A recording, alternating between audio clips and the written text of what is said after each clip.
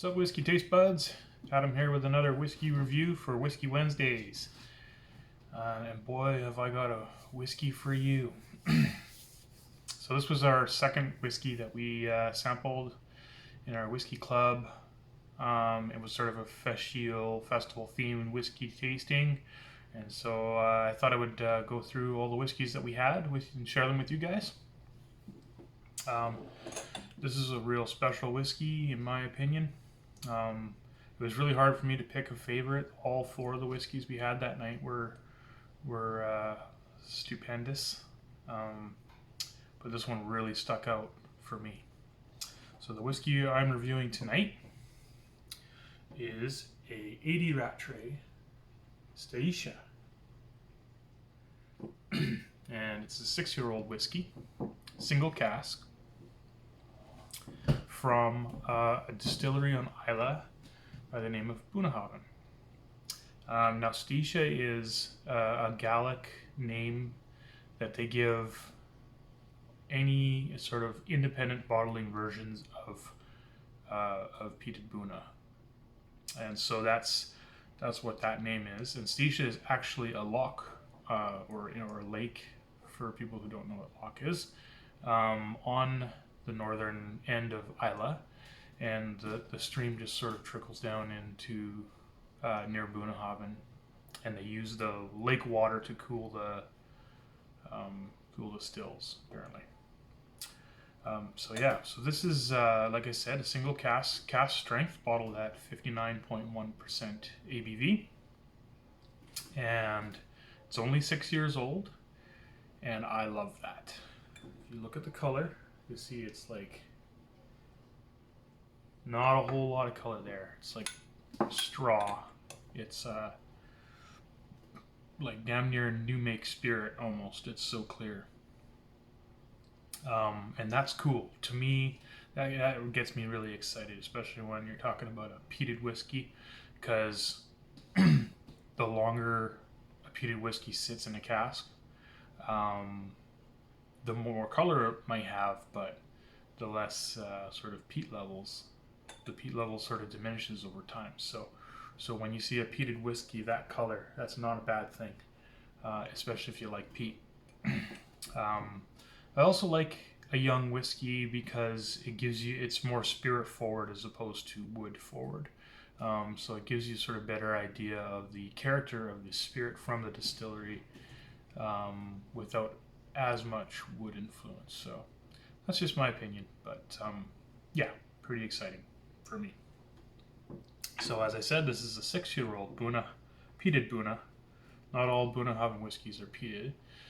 In fact, most of their core range is not peated, but this one is indeed peated. So let's get going.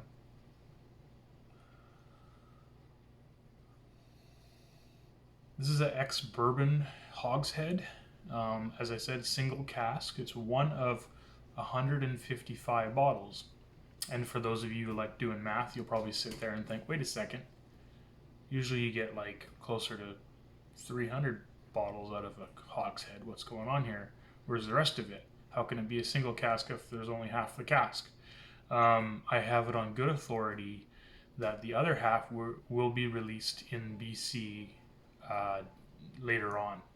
So I don't know if it'll be presented in exact the same way or not, but seeing as that this one is, as far as I can tell, sold out everywhere now and you can't get your hands on it, that's a good thing. So keep your eyes open for this one if you like peat and you like Bunna.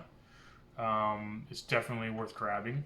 I think I paid about $130 for it, like after shipping and everything, which is a phenomenal deal.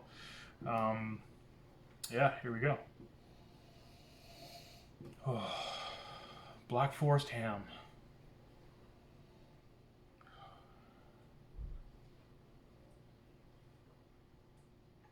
Smoked shellfish, like mussels and clams.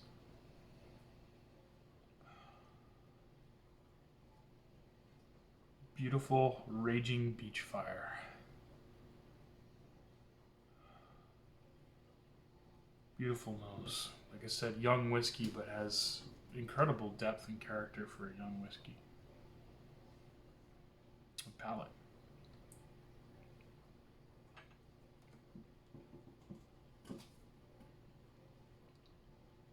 Oh. So right off the bat, as soon as that beautiful nectar hits your mouth, I get like grilled pears. And then immediately after that, it's all seared bacon wrapped scallops and like burning peat bog. And it's phenomenal.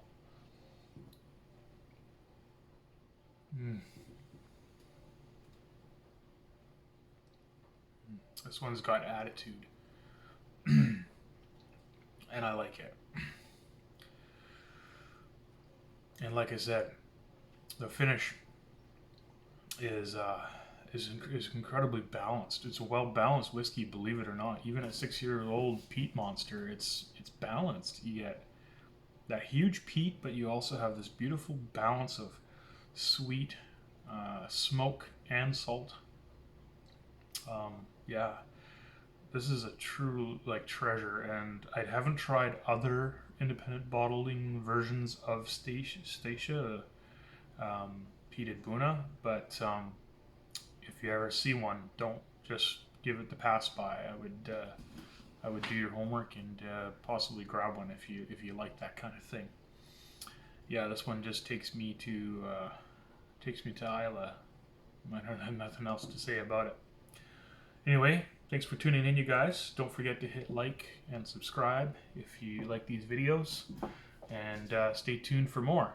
Oh, before we go, I think I wanted to talk a little bit about what I would pair this whiskey with as well. And most definitely, absolutely, if you have some of this or you find some of this, try some bacon wrapped scallops. And then maybe with dessert, I would pair it with some of our whiskey fudge that we make. It's Lefroy quarter cask whiskey fudge, and we shipped out a little piece of it to all our club members that partook in the last tasting, and it paired well with all of the whiskeys, but definitely this one too. I don't have any fudge with me at the moment, but I do have some fudge brownie, so I'm gonna have a little dessert with my whiskey.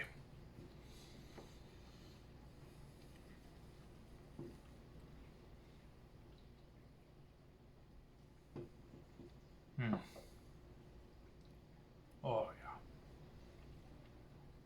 yeah. Sláinte.